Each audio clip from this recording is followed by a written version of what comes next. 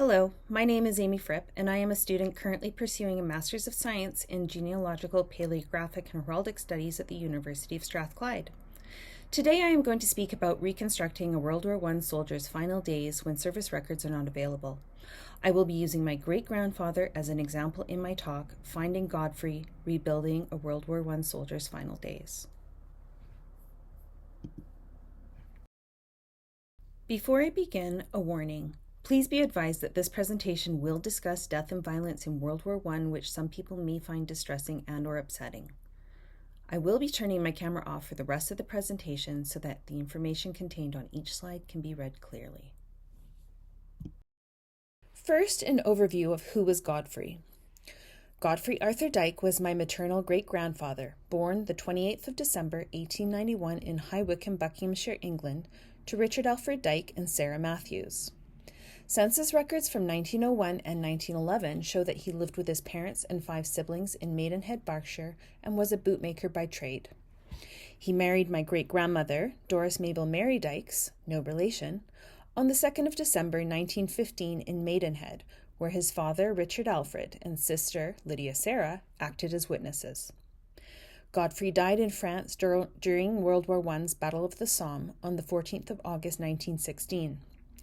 His first and only child, my grandmother, was born in March 1917, after his death. Although Godfrey's date of death was known, and I had conducted a significant amount of research into his life, I lacked information regarding the circumstances of his death, which left his story feeling unfinished. General research on the Battle of the Somme did little to illuminate Godfrey's personal plight. I wanted to know more precisely where and how Godfrey died.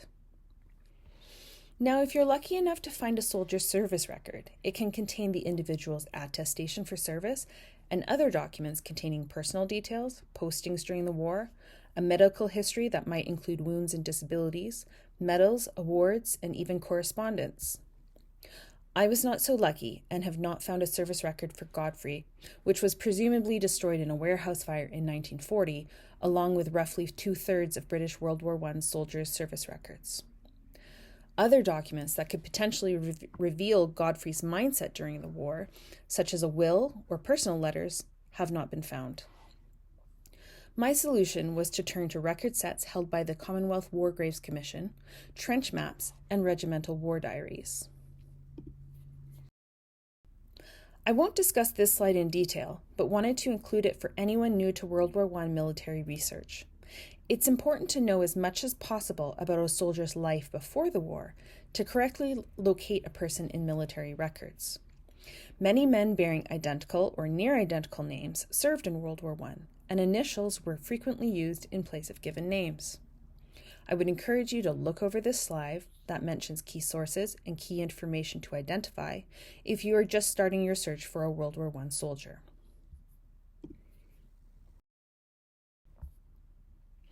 As I previously mentioned, I used record sets from the Commonwealth War Graves Commission website in my efforts to reconstruct Godfrey's final days.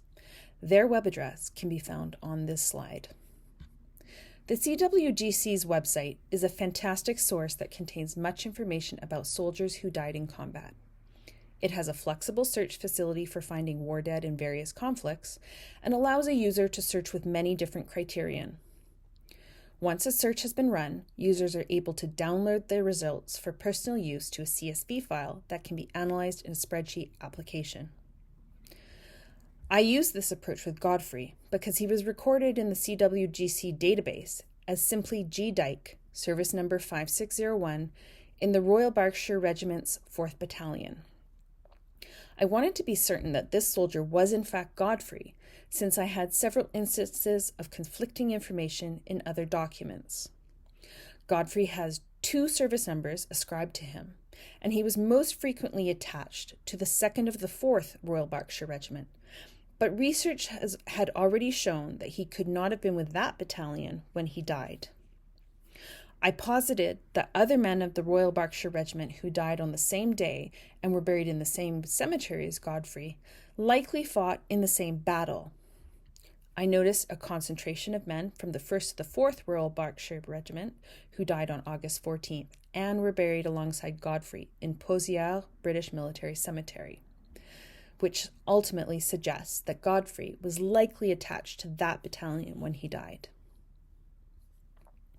When viewing a soldier's profile on the CWGC, there are frequently several documents available to view from their archives.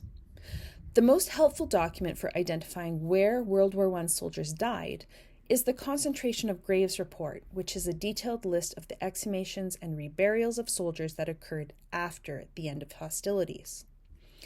It provides the map reference where the soldiers' remains were located and identifies the cemetery where reburial occurred. The Concentration of Graves Report, containing Godfrey's entry, is shown on this slide, reproduced gratefully with the permission of the CWGC. You can see that Godfrey's remains were found in the region X2 of map 57D, which corresponds to an area in France close to Pozières. Remember to take note of soldiers' names and regiments who were also found in the same area, as this information can often be cross-referenced in other sources like war diaries and may help validate your conclusions.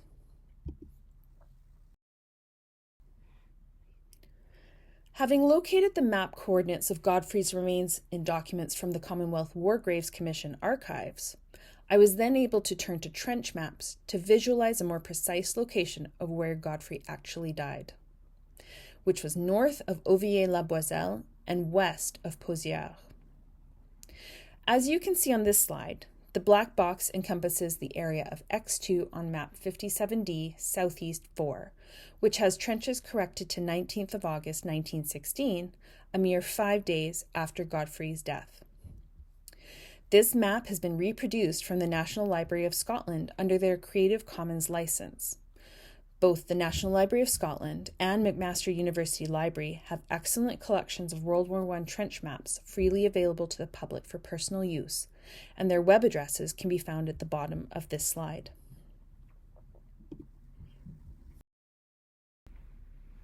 I found the contextual details of Godfrey's death in regimental war diaries of the 1st to the 4th Royal Berkshire Regiment and other battalions who participated in the battle in which Godfrey died.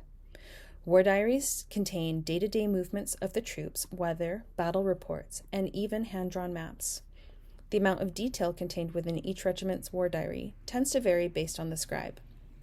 These records can be accessed freely online at the National Archives or via paid subscription sites like Ancestry. It's worth noting that it is helpful knowing the regiment, division, and brigade to which a soldier's battalion belonged when searching for a particular war diary. Consulting Chris Baker's website, The Long Long Trail, is helpful when trying to identify this information. I can't pinpoint exactly when Godfrey was sent up to serve with the 1st of the 4th Royal Berkshires, but it was likely in late July 1916, as the 1st of the 4th received drafts of men on the 19th, 21st, and 27th of July to replace troops killed or injured earlier that month.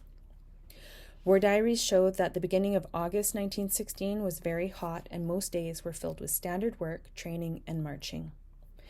August 12th saw a brigade conference at Bouzaincourt discussing details of the 145th Brigade taking over the line from the 35th Brigade. The 1st of the 4th Royal Berkshires left on August 13th at 5:30 a.m. and took up their posts in the trenches around 7:45 the same morning. The Oxfords, meanwhile, similarly relieved troops who had just taken over a key trench the night before.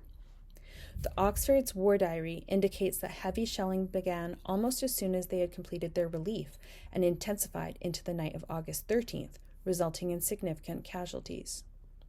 The 1st of the 4th Royal Berkshires were instructed to assist the Oxfords, and a detailed account of the battle that occurred during the night of August 13th-14th exists in multiple diaries, providing several different perspectives.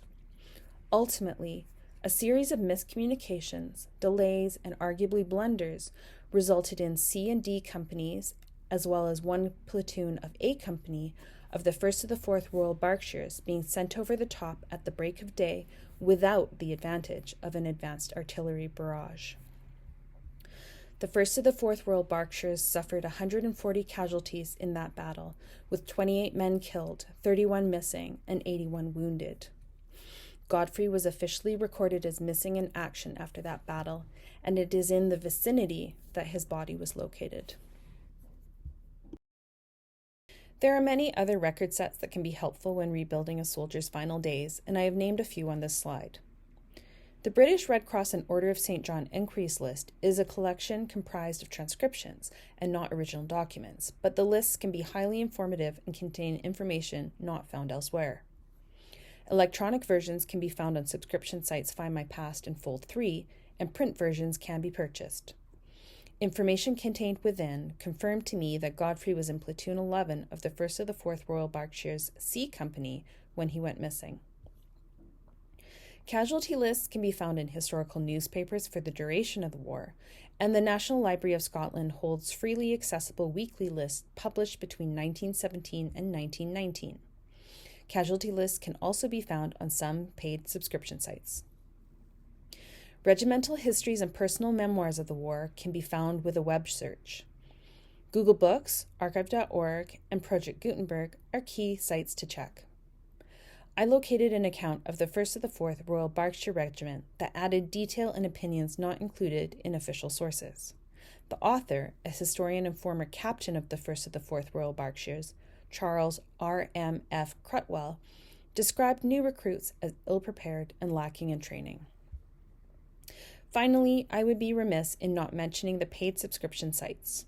Ancestry, Find My Past, The Genealogist, and Fold 3, to name but a few, all have military collections that can be useful when trying to reconstruct a soldier's service.